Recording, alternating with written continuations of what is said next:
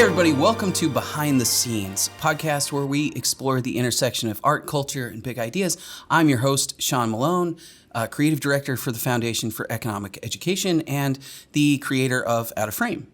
With me today, as always, is Paul Nelson and Jennifer Mafsanti. How are you guys doing today? Doing well. Excellent.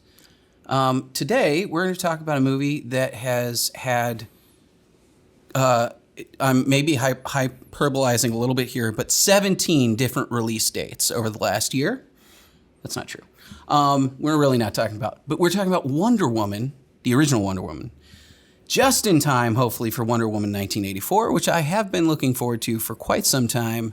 And I would imagine I'd continue to look forward to it, except for they finally announced they're actually going to also screen it on HBO Max, which I think we'll get into a little bit because it's pretty interesting. Strategy. It's a shot across the bow. Like, it's going to be interesting. So it's a bold move. Yeah. So normally on this show, for those who aren't super familiar with it, we do a main episode and then we do a Patreon bonus episode.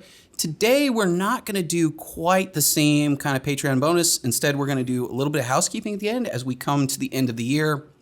We'll be talking about what we do with the show for the rest of the year, and we're going to take a little bit of a break at the end of the year and or at the beginning of next year. And so we'll talk about a few things that we've got going on, some of those kinds of things. But all we're talking about today is Wonder Woman. We recently did an Out of Frame episode on Wonder Woman, which I'm really proud of and really would encourage everybody to watch. Probably going to talk a little bit about that. But before we get to all of that, what's new, guys? I mean, just the holiday cheer. Holiday cheer. Already getting into it. Yes. Christmas music is playing in my house. Yeah. Yeah, my youngest can't say Santa Claus. He calls it Atlanta Claus. Atlanta Claus. It's adorable. It is. Many jokes were made. Yeah. So we'll see if in the next couple of weeks if he can get it back to Santa Claus. Has he ever said Santa Claus? No. He new. thinks it's Atlanta. He thinks we are saying Atlanta Claus. That's amazing, actually. He can say Santa, like we can. Santa? What if you don't ruin it for him and just let him? It's just always Atlanta Claus. Go. Yeah. It builds up, it builds up anticipation, and then Christmas Day arrives, and the fourth quarter you lose and get That's an Atlanta joke. That is an Atlanta joke, and it's a sports joke. That hurt. We will be, as we get a little closer to the end of the year, talking about some Christmas movies. We haven't yet decided exactly which ones we want to talk about. There's some ideas floating around. Haven't we? Well, maybe we've decided on one. I don't think I'm going to tell them yet, though. Oh, okay. I think we want to let that surprise happen. Let that anticipation build. But in the meantime, we're just coming into what would normally be like a pretty good season for movies.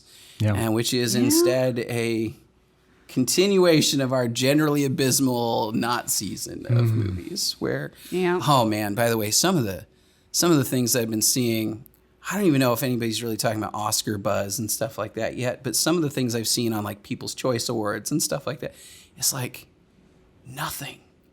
Like there's like no offense to Chris Hemsworth, but Extraction is like best action movie. I'm like. Bro. I mean, it was okay. Bro. Ugh. Fine. By the standards of 2020. Yeah. Perhaps. You know. What's on the short list for best movie? I have no idea. I have absolutely no idea. I mean, Andrew Cuomo may be getting an Emmy. He got one. Yeah. Or already got an Emmy for International Emmy. For his performances. Oh, God. I mean, I don't know how else to put it, honestly. Like he got an Emmy for his press briefings. Press briefings. Using television to convey the grave threat of coronavirus. Wow. Yeah, that's this is award season. We were the VMAs are happening as well. And, I can't tell you anything that I would even remotely care about any of that. No. It's been such a weird year for all that kind of stuff. Yeah. But we're coming up into a Christmas, like a sort of holiday movie season, whatever. I mean, sort of end of the year. I mean, normally we would have like Oscar bait, plus we have a ton of family movies. I mean, honestly, right now, like in Thanksgiving, around Thanksgiving and the, between, then and Christmas, we should have just a flood of like every weekend coming out with more family movies, action movies, everything. The handful of Yeah. counter programming, like horror movies even Yep. coming out right now. There's like nothing. Santa Claus. Santa Claus, Krampus, Krampus. Yeah. Santa Claus 4, or the Santa Claus 4. Actually, I am kind of looking. This is a little embarrassing, but I'm kind of looking forward to the fact that there's a sequel to the Kurt Russell Santa Claus movie. I forgot. I don't even remember what it's called now. It was on Netflix or whatever. Oh, goodness. I don't know. It was fun. I don't watch those. That movie was. This is going to sound like a weird poll, but it actually makes perfect sense. It's an Adam Sandler movie, in this sense. Kurt Russell pulled in Goldie Hawn and his kids and their kids, and they all just made a movie together. It's like Kurt Russell as Santa Claus. It's an Adam Sandler movie. It's like they did So just- a family vacation Just nepotism. to do a movie. It was fine. It was a cute movie and it was fun. But it was also like clearly a movie where Netflix was like, hey, we could get Kurt Russell to do a movie. But he wants his kids in it. And he's like, we'll just have family vacation. Oh my Hey man, more goodness. power to you if you're Kurt Russell. You can do Okay. 1 million people watched 3 seconds of it, so good enough. it's a success. It's a massive success. Man, I wish I knew how Netflix scored any of what they're doing. This, so obviously the Social Dilemma episodes should be out. By the time we're talking about this, I'm hoping that both of them are out. Yeah. Fingers crossed. Fingers crossed. We had, a lot of copyright-related problems with the first one, so we will see. But the biggest thing in the Social Dilemma Out of Frame episode is really about, it's just a black box of all this stuff. And it's true of Netflix. It's true of Hulu just as much as it's true of Facebook and Twitter. You have no idea why their algorithm recommends what it's recommending. You have no idea what their metrics are, or how they're calculating whether or not something was successful. For filmmakers, it's super weird because it's like, at least with the box office, you can see, Yeah. you can tell everybody goes, oh, everybody loved that movie. They went to see it. We've got price signals to prove it. Yeah. Netflix, it's like, I don't know. I don't know. Is their metric subscriptions added? Would that make sense? How would that make sense for you as a filmmaker to know if that's successful? Unclear. Because if that was the metric, then the only thing that would matter is really just getting some big name. I think Netflix, all they care about is just the clout. Just using it. Just clout. Clout? Just Maybe. are people talking about it? Clout with a K, like Clout, the Yes. social Yes. The scoring system that nobody uses anymore. Exactly. Yeah. The mid 2000s. Does that still exist? I'm sure it does. I bet it does. Probably. You could look but up my I cloud don't Obviously, know. we don't have very high clout. I was for a brief moment very proud of my cloud. I don't even remember what The biggest clout? No, I don't think so. But I did okay for a brief moment in time. But I don't even know what okay is. I can't even remember what the metrics were. I don't know. Nobody knows what we're talking about. Cloud was such a random We're thing. so old. Old on social media. So what is Eliza Schlesinger's elder millennial? That's Yes. just how I feel a lot of the time. Back in my day. Like, let me tell you about the early days of the internet, kids. Just a lot of what I do. Yep. But That's no, a good special, by the way. yeah, no, that is a great special. That's actually one of my favorites of hers, and I really like her. She's a really good comedian. But yeah, I don't know. It's weird because there's just not that much to look forward to. Wonder Woman 1984, was supposed to come out at the beginning of the year, and then it was supposed to come out. I feel like it In was the supposed to come out summer? maybe in summer, Yeah. like in July or August. I don't Something like remember. that. And then it was supposed to come out In October. October, and then it got pushed to Christmas. And now, I think officially it is absolutely coming out because they are releasing it on HBO Max. interestingly, they're not doing what Disney Plus did, and they are not requiring an additional charge. They're not doing like what they did with Milan, and which sort of suggests to me that Disney took a bath on that a little bit. It would not surprise me. I think if Disney did super well on that, I think people at Warner Brothers would have known. Yeah. And they'd have been like, okay, let's charge $15 or whatever. I'm surprised it's not like $4.99. I'm actually a little surprised by that too. I would have thought that maybe at the very least they would have just done VOD, standard VOD price or something like that, and not put it on HBO Max. But but HBO Max is also trying to gain subscribers. Yeah. Right now, Yeah. which is it's good too. It's worth. No, I I think it's feel like it's worth having. I think it's the best Yeah, I mean, streaming service right now. Yeah, as far as content wise, Netflix. a lot of great content. I mean, obviously you can get all of the HBO stuff that you would have wanted before, but plus stuff like Raised by Wolves and Ton of new original content, classic movies. Yep. Yeah, there's a lot of good stuff on there. But this is interesting. It's really interesting that now I will probably, assuming by a month, to the end of the month, like there will be movie theaters to go watch the movie in. I have HBO Max. I'll watch it there happily, but I'd like to go see it in a theater. Yeah. So I'm going to do my best to try to go see it in a theater. But honestly, the last time we went to a theater, we went to see, good grief, we went to see, why am I blanking on the name? Freaky, which is the Vince Vaughn sort of Freaky Friday body swap movie. Teenage girl gets swapped into the body of a serial killer. Elderly I'm calling Vince Vaughn, an elderly serial killer. Sorry, Vince Vaughn, you're not. No, that's not what I meant.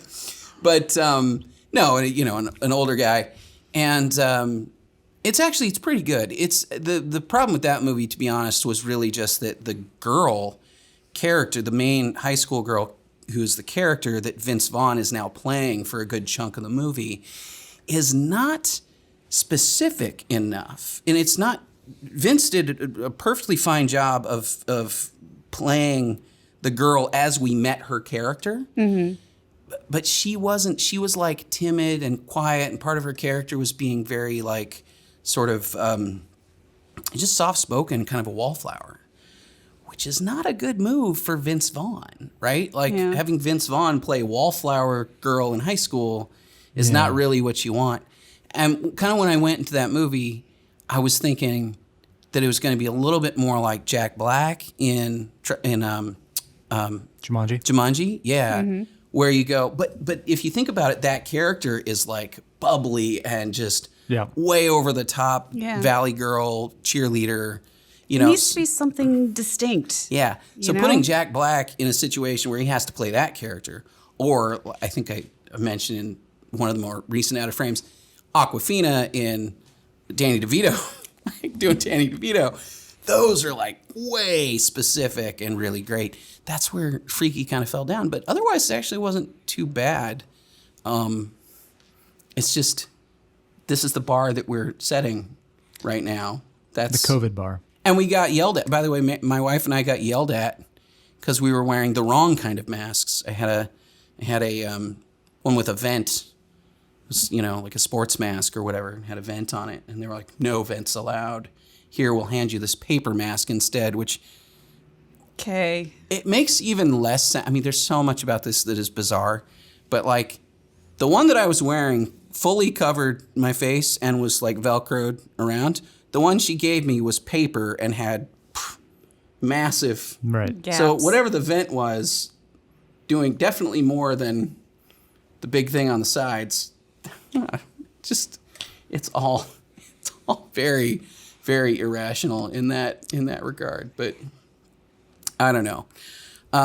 So that's kind of the thing. Like that was part of my movie theater experience. Is like going to get yelled at by the person giving me popcorn, and I'm like, I don't know. This is not how you stay in business. And that's kind of what I walked away going, like thinking a little bit was just like, you really want to play this game right now? Like this is really where you want to right now? Where you want to be in the industry you're in. Just didn't feel like the right moment, but we were in Buckhead and I should have expected. Yeah.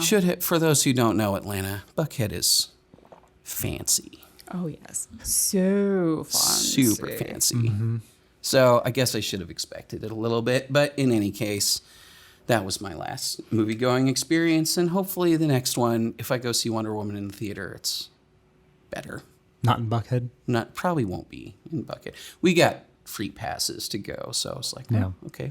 Also, the Buckhead Theater has nice reclining seats and, so it's fun. But, yeah. Getting yelled at by cranky popcorn concessions workers is not less fun. It's less fun. Anyway, so let's talk about original Wonder Woman, actual Wonder Woman. They're both actual Wonder Woman movies, but original Wonder Woman. When did this one come out? 2016. 16? Well, 17 technically, but Patty Jenkins. I think it was the end of the year, right? It was like Christmas or somewhere around there. Paul and I were talking about this a little bit this afternoon, and I have generally good feelings about this movie. I said this in the Out of Frame episode, but I also recognize that part of my really good feelings about it come from being so disappointed by Batman versus Superman and Suicide Squad, and just coming off of a lot of just awful stuff that DCEU had done. It just kind of, even Man of Steel, which I don't hate Man of Steel. I actually reviewed it when it came out, and I was relatively positive about it. But I was positive about it in the context of where it could go. Mm-hmm. And then doing Batman versus Superman, you're just like, whoa, geez, you're going way in a different direction.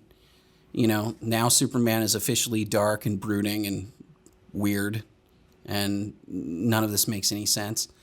And then Wonder Woman came out, and Wonder Woman, for the first time in that whole series, really just tried to tell a pretty straightforward story of a hero learning to be a hero.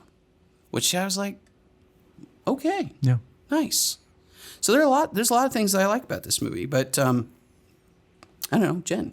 I really, really loved this movie right up until the third act. Until the third act, it is so well done. I agree. The characters are distinct. Mm-hmm. They have such unique personalities. You're never going to confuse them with each other. And I love Gal Gadot as Diana. Me too. I really do. I gotta hand it to, this is the one thing I will say for the DCEU movies. They nailed casting. Oh, yeah. Across the board, nailed casting. I think Momoa as Aquaman is fantastic. Even though we haven't seen him very much, I thought Ray Fisher did a really good job, even as Cyborg.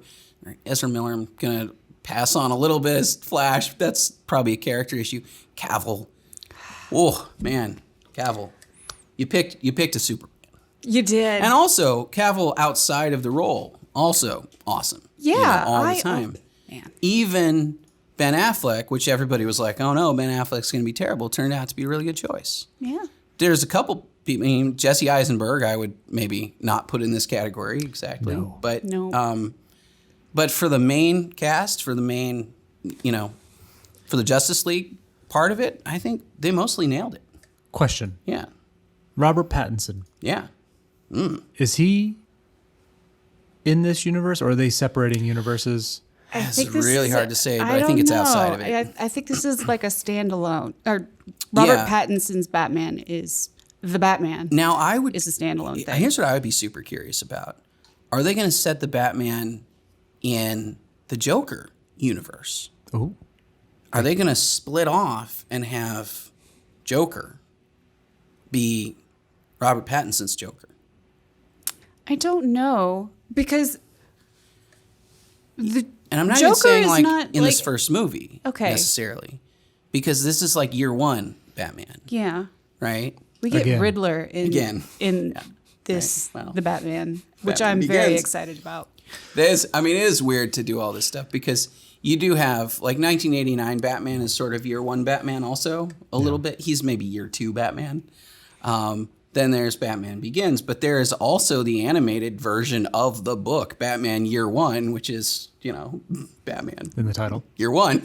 Roll credits. Roll credits, but Yeah, it's interesting because it's like we've done that run a bunch of times. Yeah.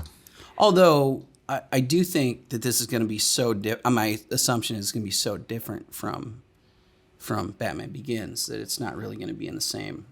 He's You know gonna what be, I really want? I want Batman Beyond. I want a live action Batman Beyond. People talk about doing a Batman Beyond movie. I don't know if they're hard pass. I need it. hard pass. Yeah, it didn't do it for me. I don't love Batman Beyond either, actually, as a thing, but also I get why people would want it. Yeah, I get it. But what I would do, honestly, so this is weird because there are so many ways you can go with all this stuff. It's like, what if you took Batfleck and aged him up just a little bit and then brought in Robert Pattinson. Robert Pattinson? Yeah, I don't Someone, know. I don't know what that know. looks like.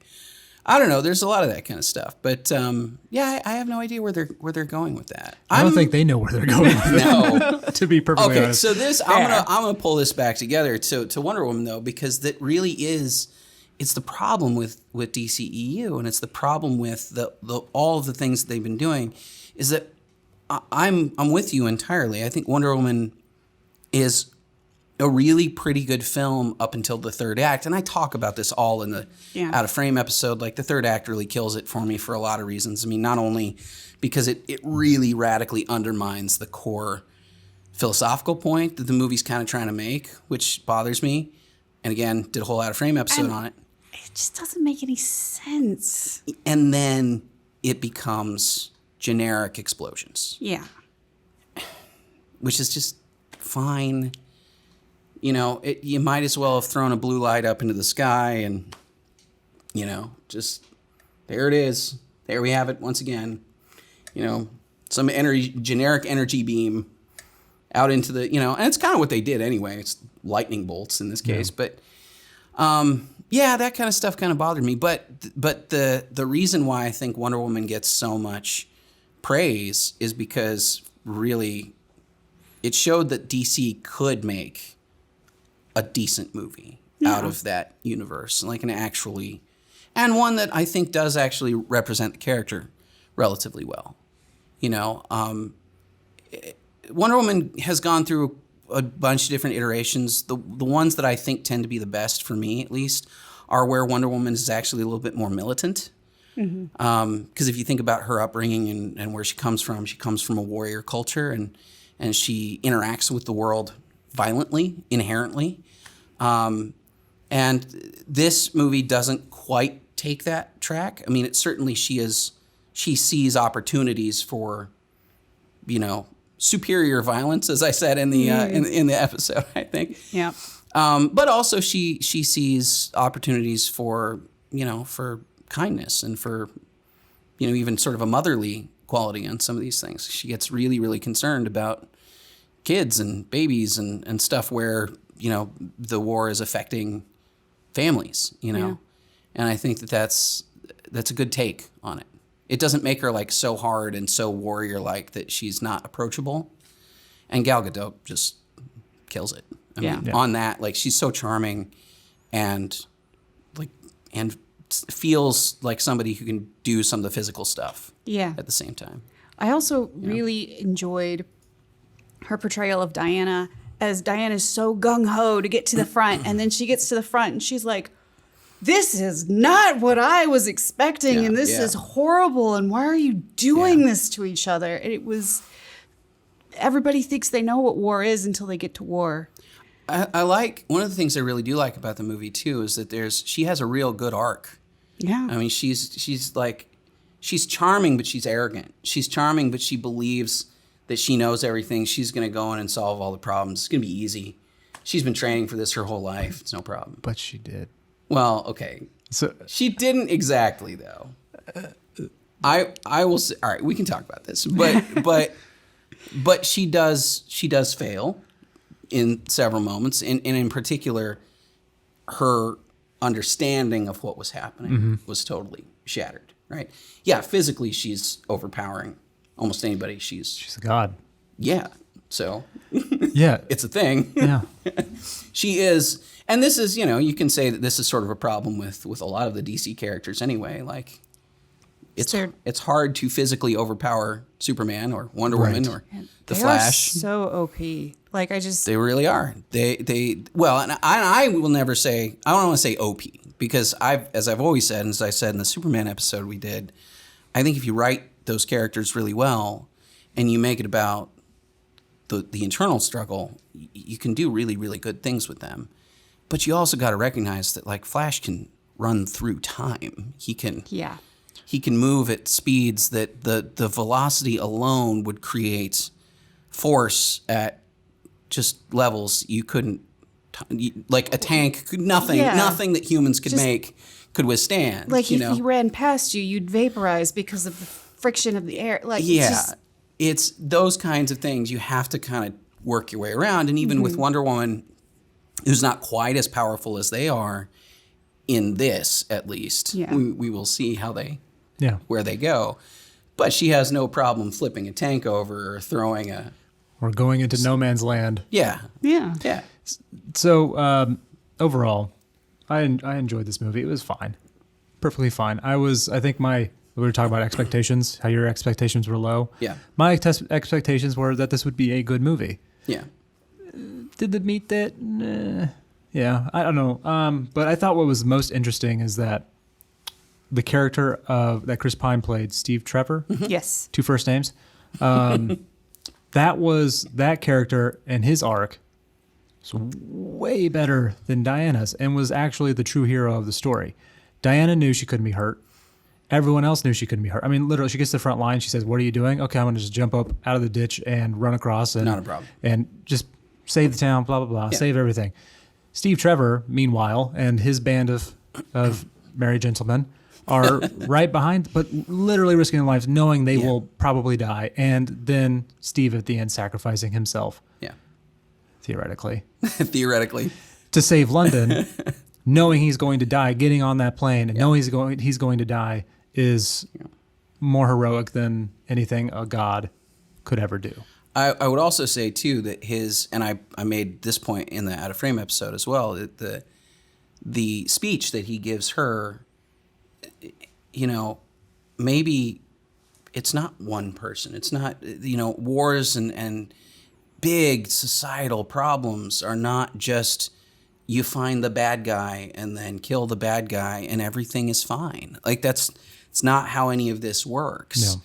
And Steve really coming to grips with that and really understanding that, like, he's going to do his best to make a difference, but he also has the bigger picture understanding of, like, I'm going to do everything I can do, and it may not be enough, but I'm going to try. I'm going to do it anyway. I'm going to do it, And really recognizing that, like, if everybody was like Steve and everybody did their best to end this, maybe it'll end. But, like, Steve, the only thing he can do is whatever he can do. Yeah.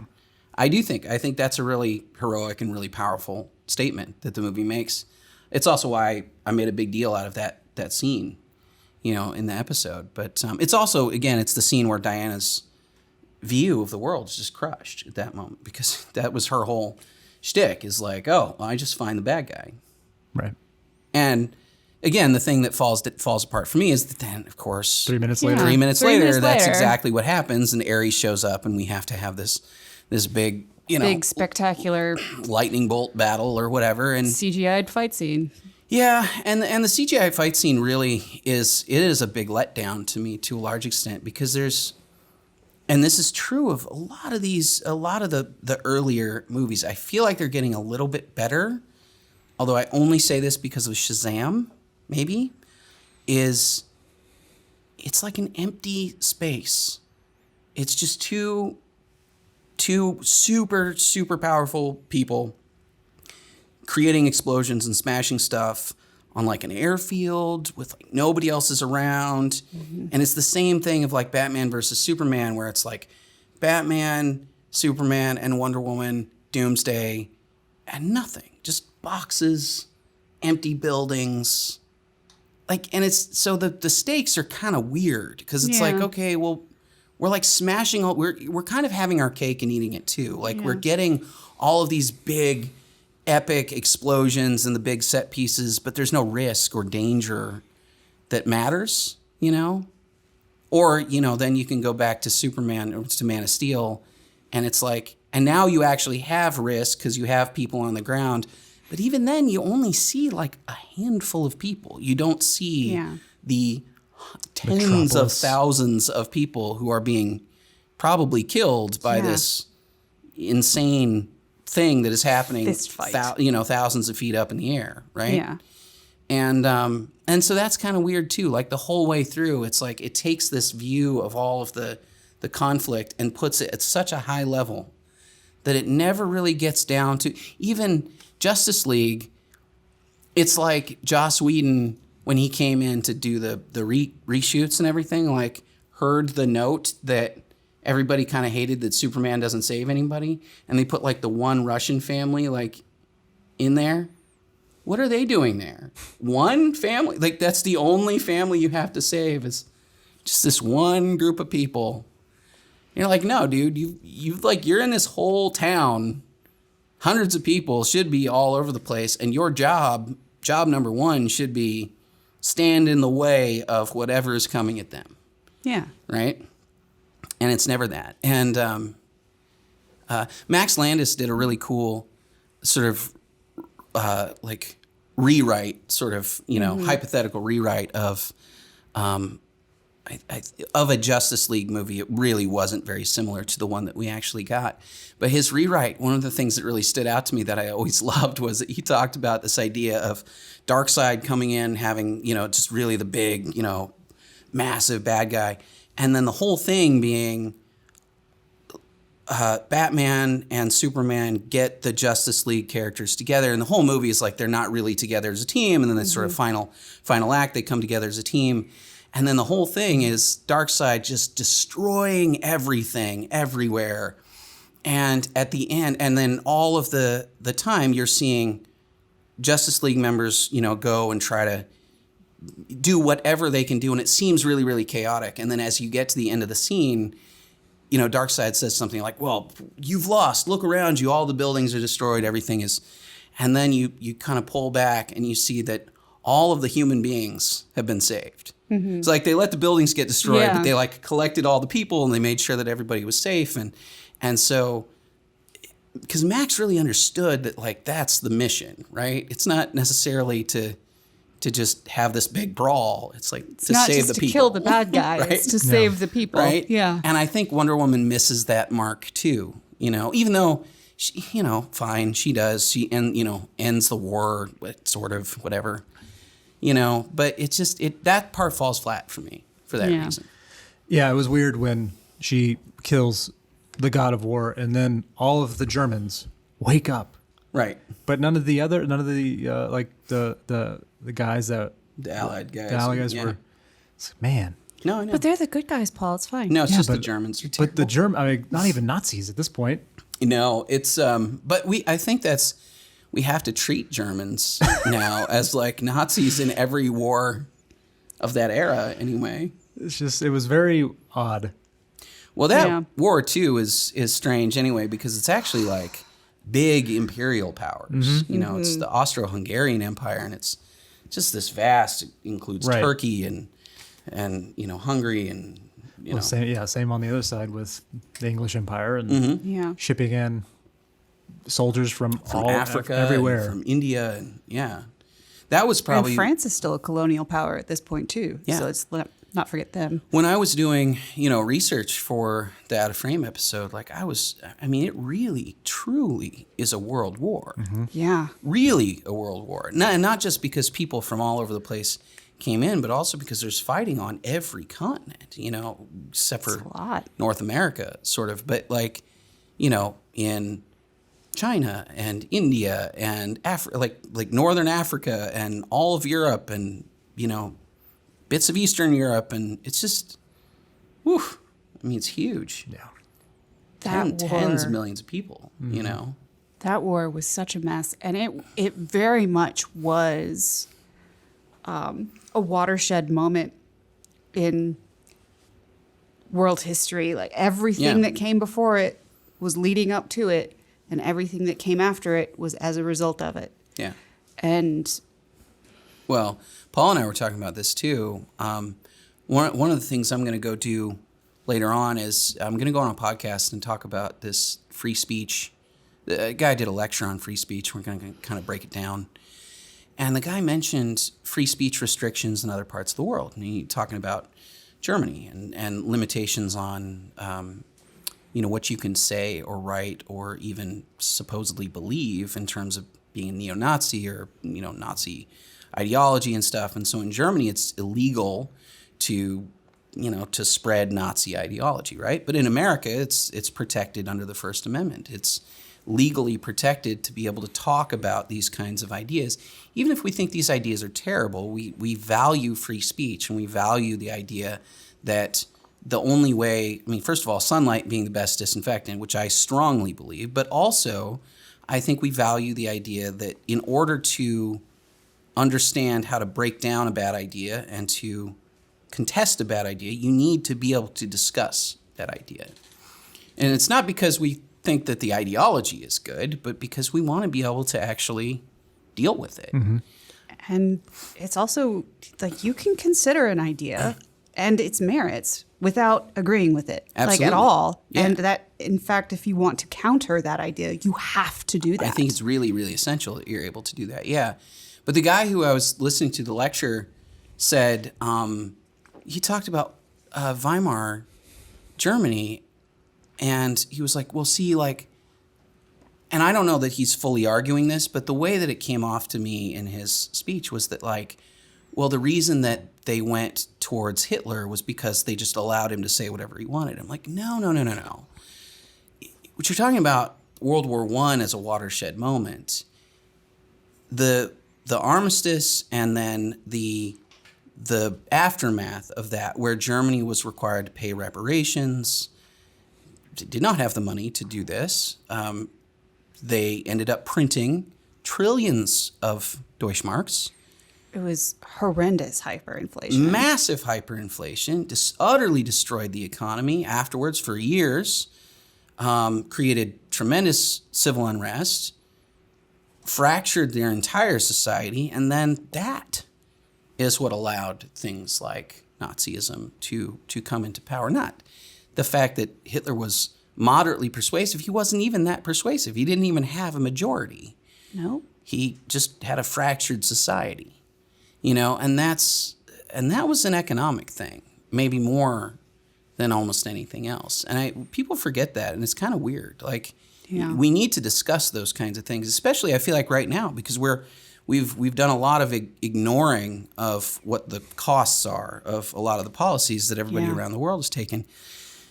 Wrecking economies often gets packaged as like, oh, that's just money, who cares? It's not. It's people's lives. It leads to some really, Yeah. it can lead to some extremely bad things happening when people are unsure of where their next paycheck is coming from, and therefore where their next meal is coming Yeah. from. Yeah. There's a desperation that creeps into a society, a distrust of everyone around you. Yeah.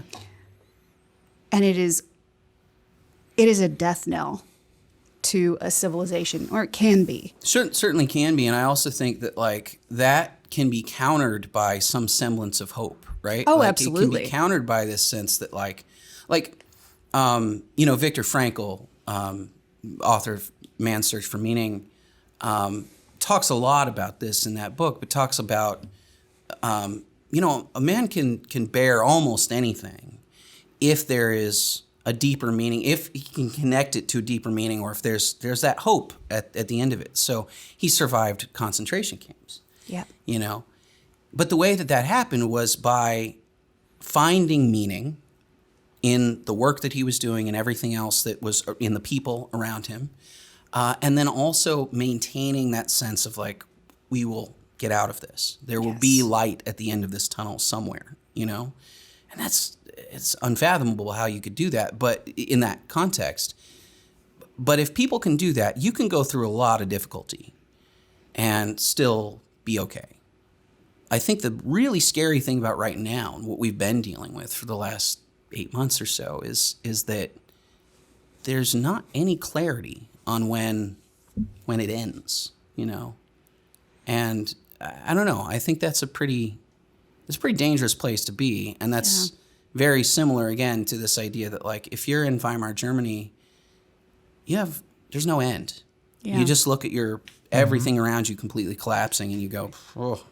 And then Now what? And then add on to the fact that so many people right now are not being allowed to pursue the things that they once found purpose in. Right.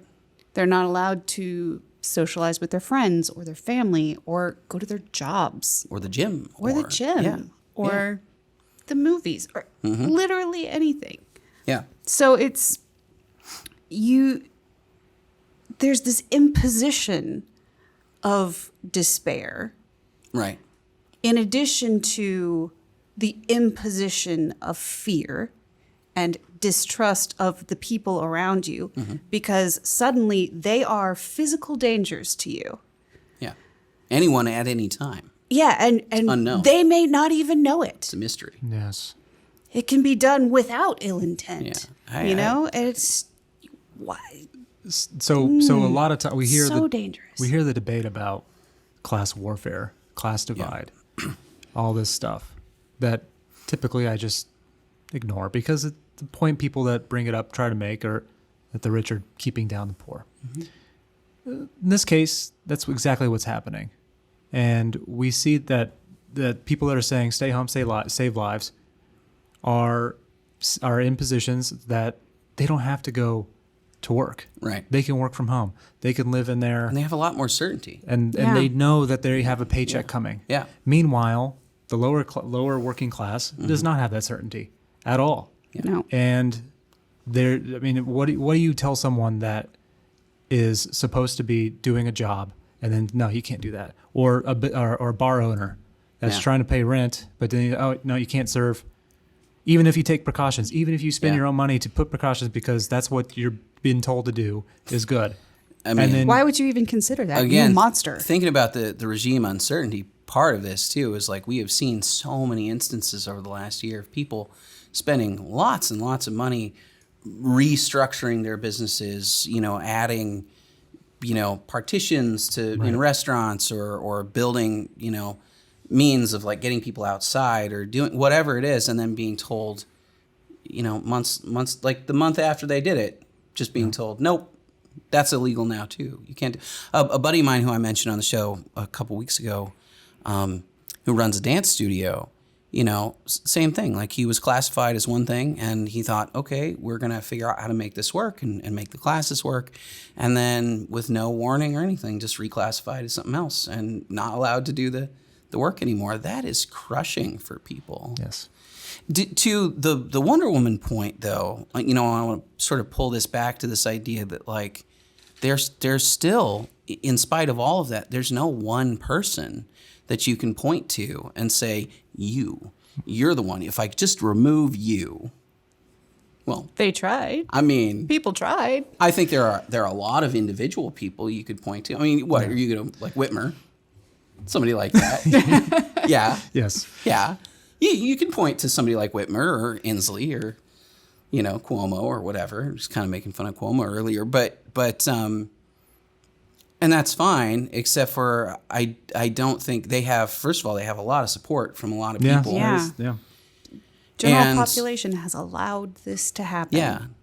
But it's not like there was one mastermind that came down and said, this Of course is what not. everyone is going to do. It was a lot of different people who saw an opportunity to, to impose these kinds of policies, regardless of how good their intentions were on a lot of this stuff.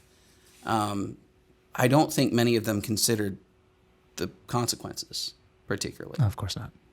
I don't know how they would either. I mean, this is so much of this stuff comes up in our show here and in Out of Frame, but like central planning doesn't work. You can't, and that was sort of my big point about Wonder Woman anyway, was that like the same way that central planning cannot create a perfect utopia, neither can it plan evil, right? Like you can't it doesn't work on either level, right? Yeah. So with Wonder Woman, she tries to assume that like all the bad guys, all the bad things that happen in the world is just some one, centralized control. Right. It's not. Who's Nope. Yeah. controlling their minds. You just fix that, you take that piece out, everything gets fine.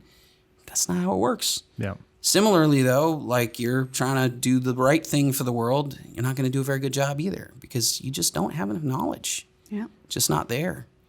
I was talking to a guy earlier last night, which is actually a similar conversation to one I had maybe back in March or April, where I was trying to make the point that if we allowed the market to handle a lot of things like as hospitals become more full and have ICUs that get, the reality is like, and I've never been very successful at convincing people of this, although I don't know why, because it feels so incredibly obvious to me. Medical care is goods and services. Yeah. That's really it. It's not, there's no magic to it. It's a skilled service by trained professionals using goods that are mass produced by other companies. You sound like a monster. I do sound like a monster. I know. How dare you? So I've talked about this for a long time because like the way that we treat healthcare is like it's some magical thing that exists outside of the market or outside of it. It doesn't. It price signals, profit and loss, supply and demand, all these things still apply. Just the same way as they do with anything else. We've created a system where we've kind of crushed price signals. They don't mean anything because we've got price controls and we've got no transparency and the end user isn't actually the one third-party paying. payers. There's all tremendous problems.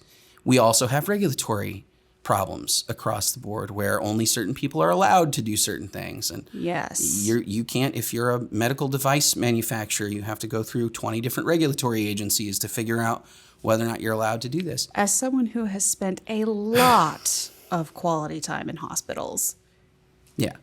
it's a mess sometimes. It's a huge mess.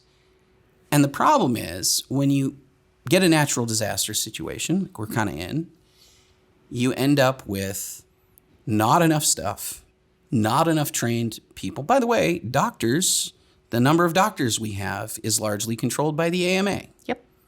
We could ramp up the number of doctors that we have We could. in our society, but But people like our wonderful producer's own mother, who is a medical professional, could be working here as a medical professional, but she's not allowed because she did not get trained in America. So she had to, not allowed to do it. So could be helping currently, not allowed, right? So all these things, and the point that I was trying to make to this guy I was talking to is like, if you allow the market to work, it will rapidly expand production on a whole lot of stuff. Yeah, you may not be able to rapidly expand doctor training, but you could bring doctors from other parts of the world that don't necessarily have these problems. You could bring doctors from Japan. You could bring doctors from Korea. You could bring doctors from Australia. There are lots of places right now that we could be drawing on medical professionals if that's what we need, right? If price signals say, hey, we need people, we'll pay you $100,000, pay for your hotel, your lodging, whatever, for the duration of time you're here. We'll handle it, We can expand that. We can expand ICU, capacity. scope of care for nurses and nurse practitioners. Mm-hmm. There are all these things that we could do. And the guy was telling me, he was like, well, this is just one of these areas where central planning, I think, is just better. He literally said, we need command and control sometimes because just a little bit just of a little communism. just a little bit of communism. That's all we need. We need a little bit of that command and control in some of these situations because government could do it better and faster. And I'm like, no, Have you seen government? I have. Like that's just. I have. Have you ever been? I watched in March as government did not allow anybody to do any of their own testing or build any of their own COVID tests. I watched as they made the CDC the sole arbiter of how tests get administered and watched the massive bottleneck that created. I watched as like thousands of those tests were faulty and there was no alternative and no competition. And then I watched clinics in Seattle skirt those rules to do their own test, which is how we found out that it was in Seattle in the first place. Yeah. Why in the world would you think? I don't see how anybody can look back on the last 9-10 months and be like, oh yeah, more government is a great idea, y'all. Let's do more of that. If we just spent a little bit more money and really focus down on the problem, which is, people not listening to us, then we'll figure it out. Oh, obviously. How could I be so blind? It's just, there's so much hubris and so much pretentiousness involved in all of that, which is like, well, if we just get people to do exactly what I say, people aren't going to do exactly what you say. It's not a reasonable expectation to have. Again, have you met people? Have you met people, right? Clearly not. They're going to do their best. They're going to do the things that make the most sense in their experience and then for their families. But they're not all going to agree. They're not all going to just do one thing because you say it. And also, if you say radically contradictory things for 5 months. Don't wear a mask. Oh, do wear a mask. Definitely wear a mask. Don't. Not Absolutely don't. Not that mask. But not that one. What do you think is going to happen? People are going to do totally different stuff. Yeah. But again, I want to pull that right back into this idea that, you can't centrally plan any of this. Nope. Good or bad or whatever. It just doesn't work that way. You don't have... I don't think anybody, if they sat down and tried to plan out this disaster, it would just never have. I think that's been part of the disaster for me, is watching governors around the United States especially try to centrally plan these responses. Oh my goodness. You couldn't have, yeah. if you wanted to mess it up this bad. Yeah, that would be hard, actually. Yeah. I don't know. Yeah. Mm-hmm. But that's where, for me, I think, I don't know what to expect. We're kind of bringing all this, and I keep bringing it back to Wonder Woman, trying to bring it back to Wonder Woman, which feels like a stretch the more that we talk about it. But the reality is, the thing that I really responded to about the movie was Diana's arc that should end with her learning that the simplistic version of the world isn't real. Yeah. And that the complex, nuanced version of the world where it's not one guy, it's not the god of war, it's just different people disagreeing and needing to find a way to find peace. Millions of different people having to deal with this and having to figure it out, changing a culture, which is not easy. Yeah. That's the interesting arc for me. And then again, it kind of gets undermined and everything else. But that was what I wanted to, that's why I did the Out of Frame episode on it, because I've always, ever since this movie came out, I've been thinking about that issue, because I just feel like it gets It was almost there. It was so it damn there. close. It was there. Close. It literally gets there. She could see it. She got there. She got there. And then whoop, they just pulled the rug out from under the point that they made. Just dang. Yeah. And I don't know what you would have had to have done some big bombastic ending because it's a comic book movie or whatever. But the war isn't pretty bombastic. I feel like the war would have been. Yeah. Stop a plane that's going to destroy London. Going to destroy London or get. Diana could have taken care of that. Find a way to get the bombs off the to... plane, or I don't know. Yeah, there's ways that it could have gone differently. Yeah. But yeah, I don't know. Yeah, World War I was a failure of government. Very much so. It has a very close relation to what's happening right now. Yeah. And I think the relation is these people, including a pandemic, by the way. That yes. too. Yeah. And millions of people being forced into a position that they didn't want to be in. Yeah. Yeah. Yeah. Definitely. Shall we close our Wonder Woman discussion here? Yeah, sure. What an uplifting conversation. We do that from time to time with this. But actually, I like these conversations because these are the ones where I feel like we get the most out of it a little bit, because they're we just talk about the pretty colors of Wonder Woman's new costume or whatever. But I think this is more interesting. I will end on a slightly more positive note, just to say that like I am still genuinely looking forward to the new movie. I'm hoping that that's going to be good. I would like to see it in a theater. I would also like to see it in a theater, but we'll see. I'm getting the sense that you'll still be here when it comes out. Yes, I should. So what we were going to do at the end of this episode, and I think I'll just keep this for everybody and not just for patrons. So we'll actually, let me pause for a second and say, for those who are patrons, thank you so much for supporting the show. You guys mean everything to us, especially as we come to the end of the year. We're super grateful for your support and everything you're doing for our ability to keep making these shows. If you're not a patron, it's patreon.com/outoframeshow. We're not going to do a special patrons only episode this time because as we're coming to the end of the year, want to do a little bit of housekeeping. One of which is maybe we'll just start with Jen not yet quite moving to Utah. I'm trying. We're getting there, I guess. I mean, you're going to be in the studio with us until you go. Yes, until I go.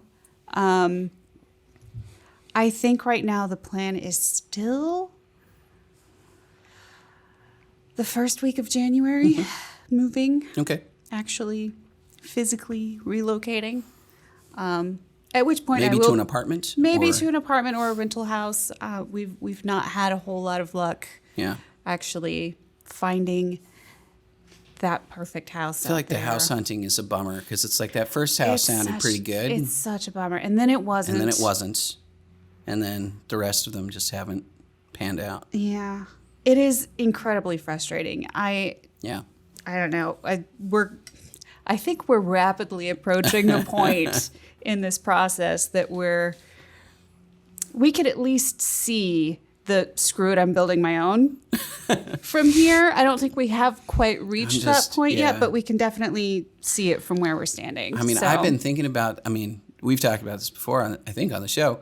I want to build a house, but it still terrifies me. Like just thinking about possibly bad contractors and like timelines and the overall project management aspect of it. And I'm a pretty good project manager, but like, I don't want to do that project. So like, yeah, that's like months of headaches. It is, and the expensive materials right now, especially, it's not a good time. No, it's not for a lot of that stuff. But it is the time that I'm working with. It's the time that you have. It's the time that I have. Yeah, yeah. You can't put life on hold though, yeah. So you'll have to do it. And if that's life finds a way. Life finds a way. Sometimes, yeah. So the other things I wanted to talk about real quick are. I as much as I appreciate the Patreon supporters, I think the main thing for us is that we continue to encourage people to support the show if they like the show. And one of the pieces of feedback we've gotten is,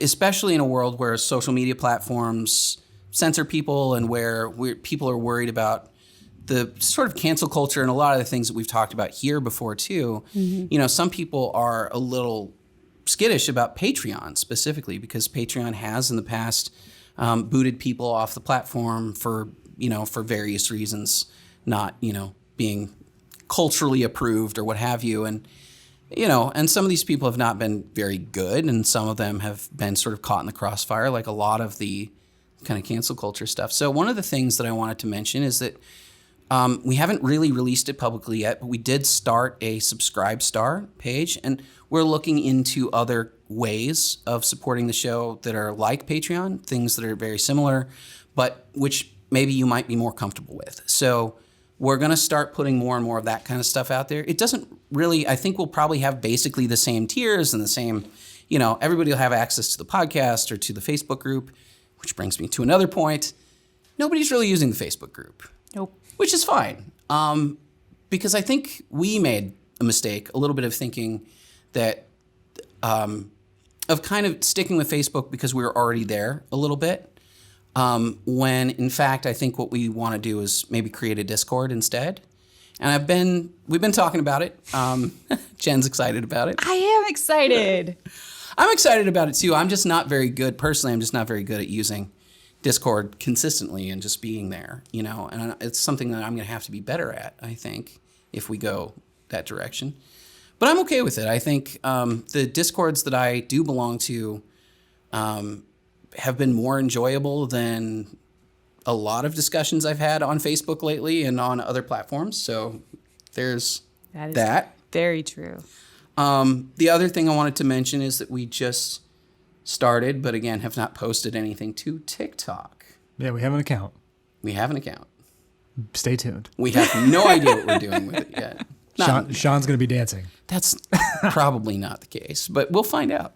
We'll see what happens to TikTok. Just in general, as I look towards where we're going over the next year or two or three even, we want to be as consistent as possible. And I think we've done okay at being fairly consistent about producing out-of-frame episodes. Mm-hmm. Certainly the feature episodes have been pretty good, barring unforeseen copyright-related circumstances and things where I've got to wait for YouTube to, you know, pull their head out a little bit, this sort of thing. But apart from that, I think we've done okay on that. I do want to get a little bit more we're going to try to get a little bit more consistent about shorts and things like that, and having a more consistent schedule for more episodes of that show. And of course, you know, we're going to keep doing this show as much as we can and try not to take any major breaks or be off. But in general, I think the big thing is we're not doing a lot of additional support. Social media, it's tough. Paul, you know, I can say this for everybody. I mean, Paul has a huge job. I mean, Paul manages essentially all of Fee's social media accounts, and it's a lot of them at this point. It's not a couple, just a couple. It's you know, we've got different shows. You know, not just Out of Frame, but also Common Sense Soapbox and Revolution of One, and we've got a show for our Spanish language. We've got a Spanish language program that's dedicated to Latin Americans, which maybe a lot of you guys have never even heard of. We've got a great live stream show there called Econometro. You know, and we support the article content that he publishes as well. And so there's Facebook accounts, and there's other YouTube accounts, and there's you know, Instagrams and Twitters and 2 other TikTok accounts, I think, at this point. Also, which we're not really doing a whole lot with. But we're ramping up. We'll figure it out. Man, we're trying to figure it out. But it's tough, and it's a lot of stuff. And one of the things with Out of Frame, especially, is we just need to get more consistent about it, I think. And we're going to do, I think we're going to do our best over the next year to really make the entire suite of everything that we're doing feel like one thing and feel unified and be consistent about it. So it's kind of the goal. Yeah. Hopefully you guys will all stick around and join us for that as we get better and better at those kinds of things. And like I said, join us on Instagram and Twitter and TikTok, I guess. TikTok. Are we even findable on TikTok? Can you just Out of Frame Fee. Out of Frame Fee, which is true of, and that, by the way, I haven't done this yet, but I'm tempted to go back to YouTube and change the URL to fit along the lines of everything else there too. So we will see. Yeah. We'll see how this goes. Things are afoot. Things are afoot is the main thing. We'll have a couple other episodes before the end of the year. Definitely going to do a Christmas special. Behind the scenes Christmas special. Behind the scenes Christmas special. By the way, did you guys watch the Star Wars Lego Christmas special? Not yet. My 4-year-old. No. Don't. It's. Is it as bad as the original Christmas special? No. Okay. It is better than that. That is. It was low bar. That is the best I can say about it. It's better than that. My 4-year-old son, he loves Star Wars, but he's never seen any piece of content that is Star Wars. How's that? Because I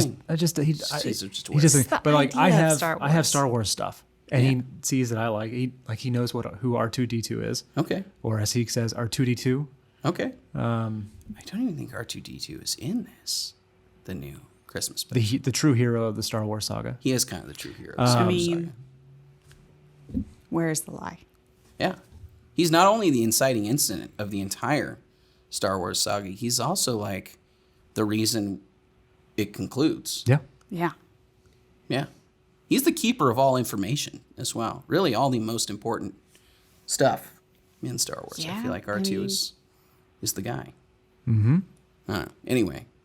So he knows what it is. Now he saw on Disney Plus that there's a Star Wars special, so he has to see it. But It's Lego. I mean, it's... Is there any spoilers? Like, will he find out that Darth Vader? I mean, well, I don't want to spoil it for you. Yeah. Like that kind of stuff? That'll get spoiled. Okay. That'll actually, expressly get spoiled. Okay. Very explicitly. Then we might have to... You may have to watch a different thing. Yeah. In fact, the end of Return of the Jedi gets spoiled. It's what it is. Sorry, we're going on already way on a tangent. Here's our Patreon special. Sorry. It is a clip show of the entire saga. Oh. In Lego form. Naturally. So just... Well, is this like in anticipation of the video game? Like the Lego Star Wars Probably. Skywalker saga Probably. game? Is it just the memes? Because I want that game. No. Like real bad. No. Do they just do the memes? It's not. Just do it. Just don't. Sorry, everybody. We've gone wildly off the rails here. All right, going back to what I was saying. Though. Yes. Doing a Christmas special. Doing a Christmas Not special. a Star Wars Christmas special. Not a Life Day special. Although we could do. Not really a special. Anyway, we'll just do a Christmas episode. But then we're going to take a break. We're going to take a few weeks off. Not quite sure exactly how long. It's going to depend maybe a little bit on Jen's schedule and what happens with the move and that kind of stuff. But probably the first few weeks of January are probably not going to be doing episodes, but we may rerun some of our favorites potentially. In any case, please still, we're still going to be putting out of frame videos and content on Twitter and Instagram and everywhere else. So check us out there. But with that, I think that's a wrap for today. Thanks, guys. Everybody, thank you for joining us. Thanks for watching. Thanks for listening. We appreciate you, and we will see you next time.